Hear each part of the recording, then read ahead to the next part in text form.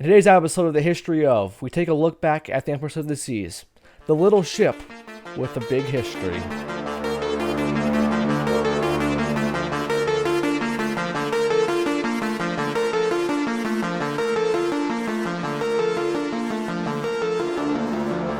Welcome back to the History of. Today we're taking a look at the former Royal Caribbean ship, Empress of the Seas, the little ship with a big history. Now this cruise ship may be an older ship, but it still has a lot of history in her. Now in order to get a look back at the Royal Caribbean's Empress of the Seas, we have to go back to January 1998 with a cruise line called Admiral Cruises. In 1998, Admiral Cruises ordered a brand new ship from a shipyard in France for $150 million. The ship name was Future Seas. However, later that year, Royal Caribbean and Admiral merged together, and in 1989, the ship was transferred to the Royal Caribbean brand while under construction, and it was renamed the Nordic Empress. This ship went across the pond in 1990 to Miami, Florida, where she would operate 3- and 4-night cruises from Miami to the Caribbean. Then the ship would be later christened in Miami. And then in 1993, Royal Caribbean announced that the Nordic Empress would be getting a major refit.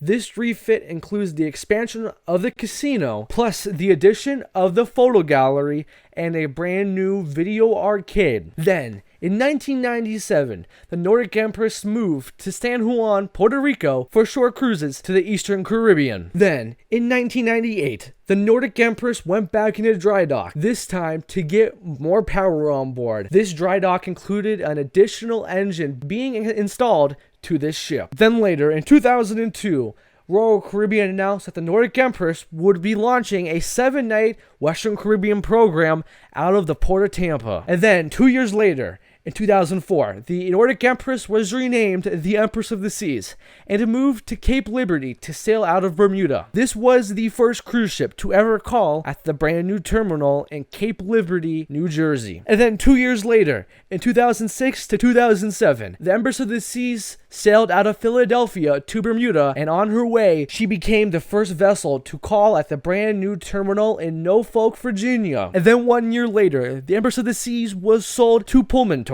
to service the Spanish and South America market. And then in 2012, the Empress was the first ship to receive the all-new dark blue Pullmantur colors. And in 2016, our story picks right back up with Royal Caribbean when the ship rejoins the Royal Caribbean fleet back as the Empress of the Seas. Then, in 2017, Empress of the Seas made the inaugural visit to Cuba for Royal Caribbean and would continue sailing Cuba until 2019. Then, due to the 2020 events, the Empress of the Seas and the sister ship to the Empress, Majesty of the Seas, was used to transport crew across the pond in their repatriation efforts for Royal Caribbean due to the 2020 coronavirus pandemic. After dropping the crew back off in France and the UK, the Empress of the Seas immediately sailed to Greece, where it went into warm layup for a few months. For the first few months, Royal Caribbean initially denied having anything to do with selling the Empress of the Seas or the Majesty of the Seas. But however, in December of 2020, Royal Caribbean publicly came out and said that the Majesty and the Empress of the Seas was sold. Now luckily, unlike most other cruise ships in 2020, the Empress of the Seas was not sold for scrap, but instead sold to a Indian startup cruise line. And as for what's next to happen with the Empress of the Seas,